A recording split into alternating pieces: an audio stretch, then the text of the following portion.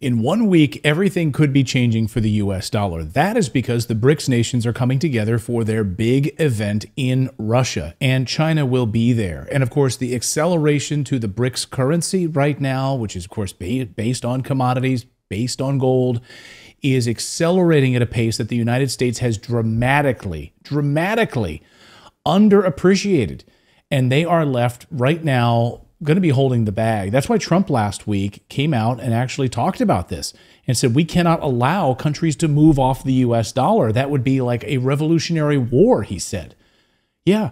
And of course, the Biden administration is actively freaking out about this. Janet Yellen traveling to China, of course, last week. Antony Blinken also going to China last week and trying to convince Xi Jinping to stop supporting Russia. I mean, now they're freaking out. They literally didn't see this coming. We accelerated this mess because of our sanctions against Russia following the outbreak of war in Ukraine. We pushed Russia to war in Ukraine, and now we're left holding the bag. Yeah, if you need the history of this, of course, going back to 2014, we fomented a coup in Ukraine and pushed NATO right up to their doorstep. And then Russia invades, says we're not going to allow this to happen. We sanction them, actually hurts the United States more than anything. And they're like, oh, really? You're going to sanction us? You don't want to have to do business with us anymore? Fine. We're going to create our own currency, backed by gold, backed by precious metals, and you guys are going to be left holding the bag of the US dollar. We're done. And of course, now we're seeing this acceleration away from the US dollar across the board. So this week, well, last week, I should say, last week we saw a number of African countries coming out and saying we want to get our gold out of the United States. We want to repatriate our gold, which I also find very interesting. Like, why is there gold stored in the United States anyway? That was news to me. But sure enough, South Africa, Ghana, Cameroon, Nigeria, and others trying to pull their gold out of the United States. So the gold holdings that we try to control in the United States, they're done. They want it out. They want to move it back to their home countries. This is a major move, guys, away from the U.S. dollar hegemony, controlling the entire money supply.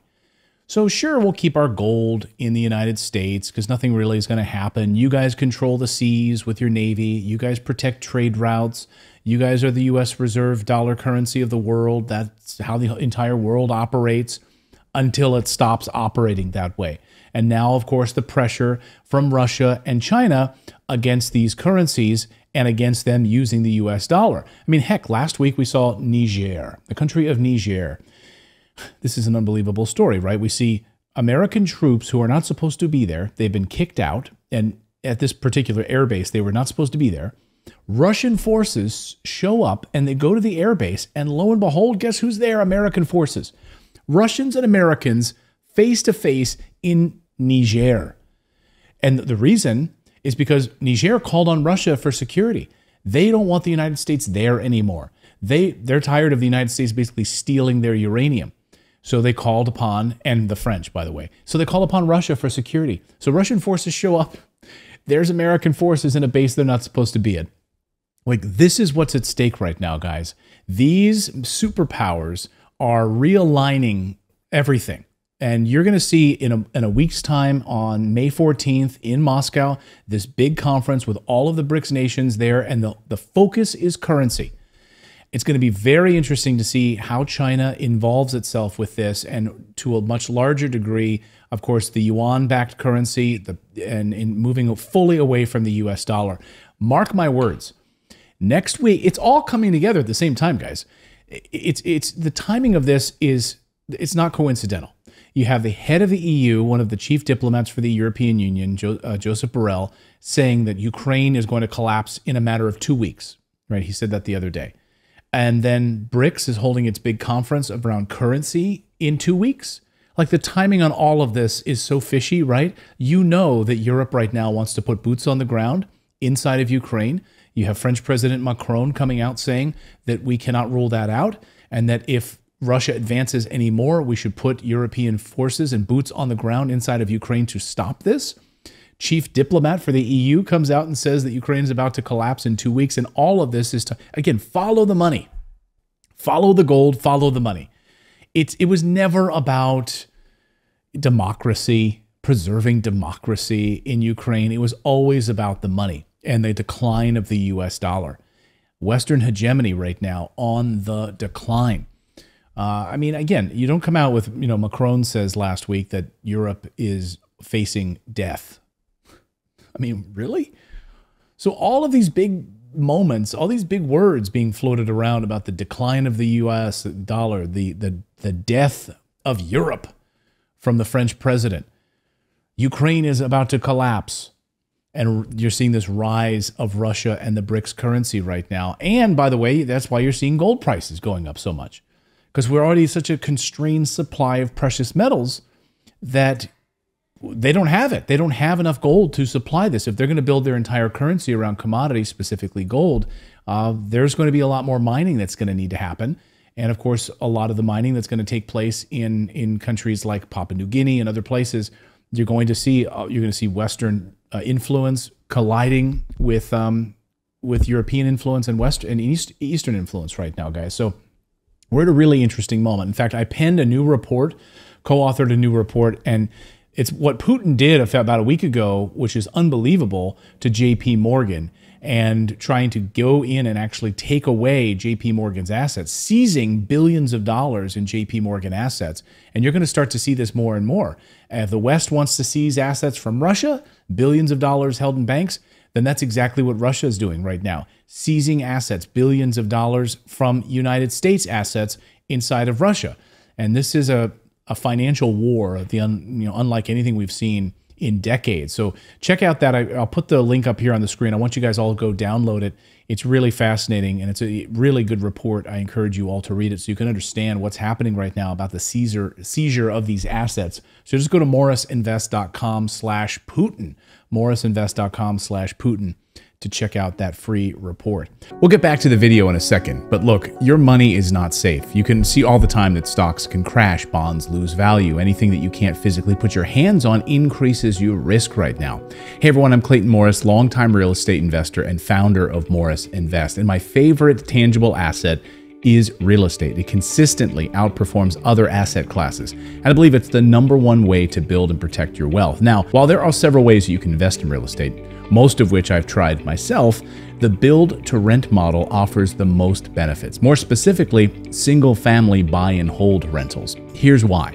Much lower risk than trying to flip a house. You have more control and higher returns than REITs, if you're investing in the stock market. It's way less work than wholesaling properties if you're into wholesaling. Many fewer repairs and headaches than trying to rehab a property. My company, Morris Invest, along with the help from our partner at Sedera Wealth, helps you invest in build-to-rent properties as easily as investing in stocks. That's because we buy and build in bulk, and then we pass on our savings to you. And when you purchase a property through us, you get discounted pricing on properties at or below market value. Seller incentives like mortgage buy-down rates and credits right now usually lowers your rate by about 1%. And we know with higher interest rates right now, you definitely want that, right? And you get free ongoing customer service for the life of your investment. Get personal phone numbers and email addresses of our team.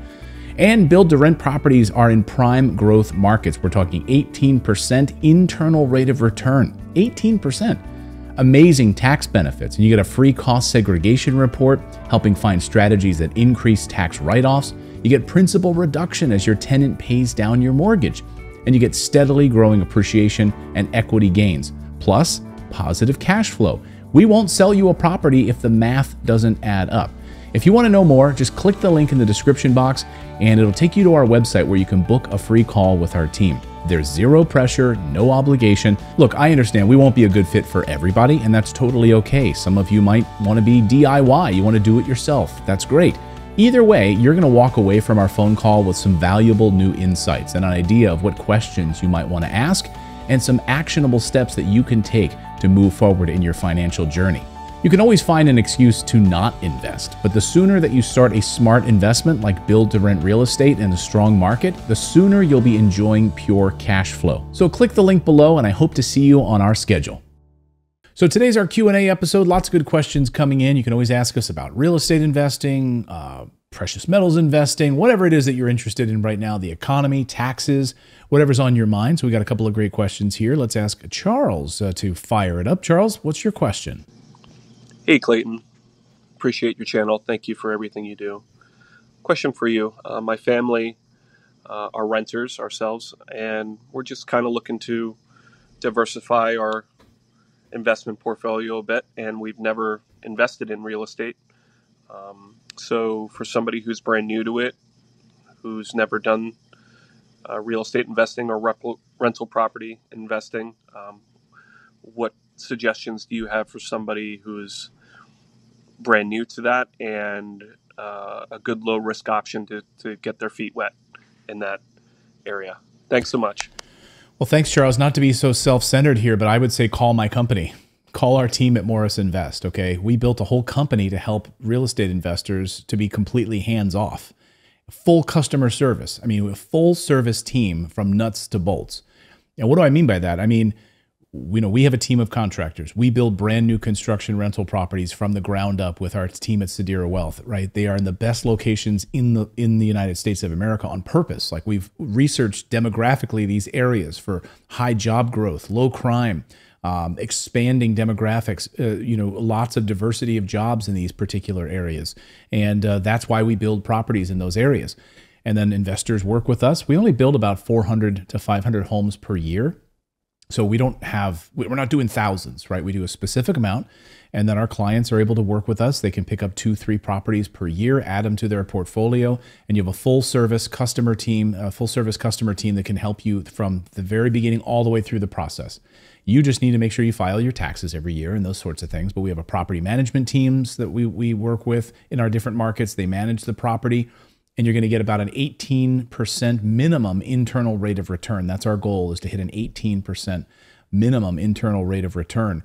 That includes having financing on the property. So we also work with hundreds of different lenders as well. So if you come to the table and you've got a certain amount of cash, it may be in a retirement account, an IRA, whatever it happens to be, then you're able to leverage that. We can help you leverage that, your retirement account, a 401k, plus maybe some cash on hand, and also financing with a bank.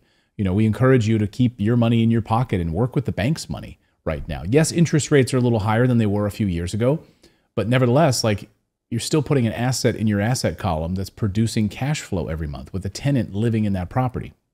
And then, of course, refinancing can happen years down the line, depending on what the Fed does and all of that. But the longer you wait to invest, of course, we always talk about this, right? It's time in the market, not timing the market. You're never going to time the market. Oh, wait 5 years till interest rates drop a little bit. Okay, well, then you just wasted 5 years of not being in the market. So, yeah, not to be self-congratulatory, Charles, but that's what we do. We've really, really perfected it. No company can even come close to what we do.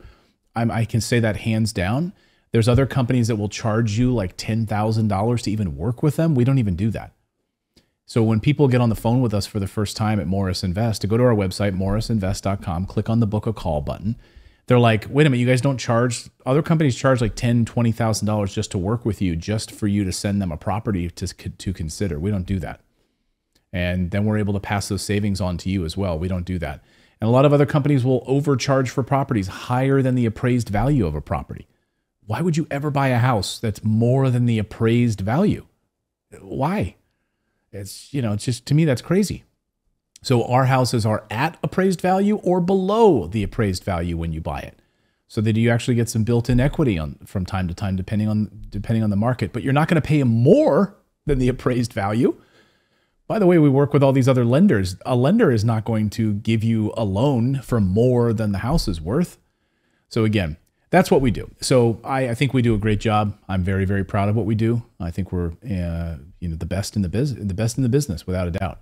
And go to our website, morrisinvest.com. Check out all of our reviews there as well, and you can see what other clients who've just bought properties in the past few months have to say about it. And look, we're not perfect. If there's ever a problem or an issue, that's why someone would call our team, say, hey, I was having an issue with the property management team, or I had this, this back and forth communication wasn't up to par. Then we try to work with the team and help fix it. That's what you do, right, in business. So, yeah, Charles, that's where I would start. Because the other option is, honestly, you're going to try to go out and do this all yourself. Try to find a house, hope that it's in a good market. You're going to hire contractors, go through the whole process yourself. You're busy. You've got a life. You're taking on another full-time job in order to do that.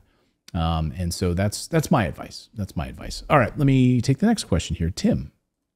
Am I able to rent out part of my property purchased as a 1031?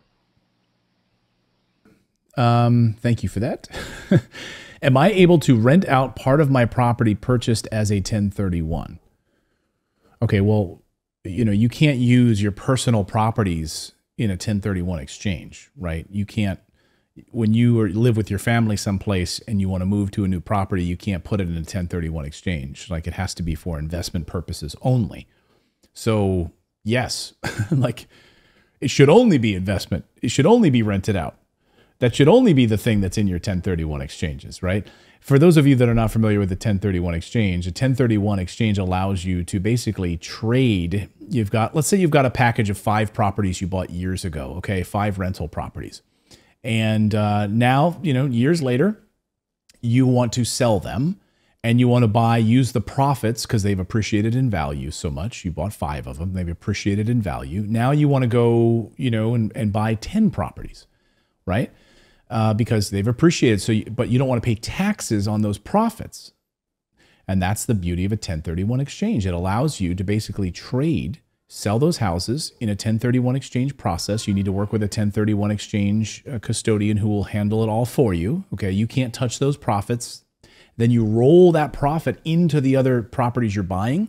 You never touch that money in that process. And now you've got 10 properties. You've traded the 5. You sold those off. Has to be for like or kind purchases. And so, yeah, there are investments. They have to be rented out. I mean, I guess you could buy them and let them sit there and appreciate in value and not rent them. But yeah, that's what a 1031 exchange is all about, Tim. It's all about renting. It's all about investments. All right, our next question. I think this is Patty. Hi, I was wondering what kind of experiences you've had with tenants and if you've had any really awful experiences and just how you dealt with them and what you learned from that. Thank you. Thank you so much. On our channel, I think back in the day, we had some like tenant horror story videos back in the day. You can check out if you want to. Look, here's the thing, right? In business, you're always going to have a bad experience at some point. You're going to have an issue. You're going to have a bad tenant at some point. If you're in this business, let's say I would like to think of it this way. If you've got like 50 rental properties or 200 or 2,000, like my friend Robert Kiyosaki, you're going to have a bad tenant.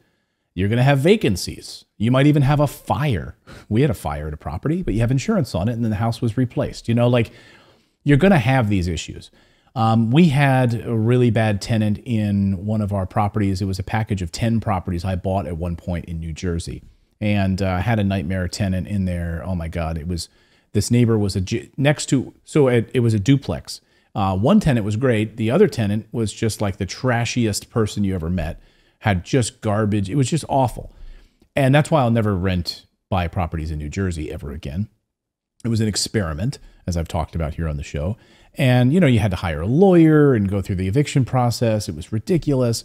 But meanwhile, the person next door was trying to live her life, and she's like, oh my God, there's like cockroaches coming over from the neighbor because she's so trashy. She just like leaves her garbage out all the time. And it's like, and then we finally got the eviction, and then I went in with like a whole cleaning crew and a construction crew, and then completely gutted the property and painted everything. And, you're going to deal with that sometimes, right? That's just what happens. I know Natalie had a property in downtown San Francisco. This is before we really started realizing, like back in the day, this is before you would never, ever, ever invest in California. You'd be crazy to invest in California real estate. But she had a property that she lived in, and then she moved and she kept it. And it was like a little studio or a 1-bedroom apartment in the financial district of San Francisco. And she rented it out to this couple, and they just trashed the heck out of it. I mean, and it was in the financial district. You're thinking, oh, okay, maybe they're like finance people. They work at the banks. They just destroyed the place. And they had like a dog. I mean, they ripped the walls. It was, anyway, she had to do she kept their security deposits, and she had to go through, take them to like small claims court. It was a whole craziness. That's just to say, like, it's part of the business, right? But that's why, like with what our team does at Morris Invest, like we work with great property management teams and by the way, like, let me finish that thought. That go through a full background check. Like, you want to make sure these people don't have criminal records, that they have a good rental history, like all of those things, right? In the cases that I was talking about, Natalie rented out that place to that couple on herself by herself. Like she put up like a Craigslist ad. She did it herself. Okay. Right. Lesson learned. This New Jersey property, I had inherited this property and and it wasn't done properly with the property management team. And that's why we got this trashy tenant in there that wasn't paying their rent. They were trashing the place. We had to go through an eviction. So that's why you got to have a great property management team. Don't try to do this yourself and let them handle this. Okay. That's like, again, I'm a hands-off kind of guy. I don't want to be taking phone calls from somebody about a leaky toilet. Let a great property management team handle that. You guys can leave us a voicemail question. Come on over to our website. Just go to morrisinvest.com, click on the microphone icon on the right side of your screen, leave us a voicemail question. And like I said, if you'd like to invest in real estate and you want brand new construction real estate done correctly with a great team that will hold your hand the entire way, then do that as well. Click on the book a call button right there on the page and just have a conversation with our team. It's like 30 minutes, totally free, no commitment at all. We'll just talk with you and see if it's a fit for you. And if you'd like to start investing in some of the best real estate markets in the country, brand new construction built from the ground up in the best school districts, then book a call with us. And thanks so much, guys. We'll see you next time.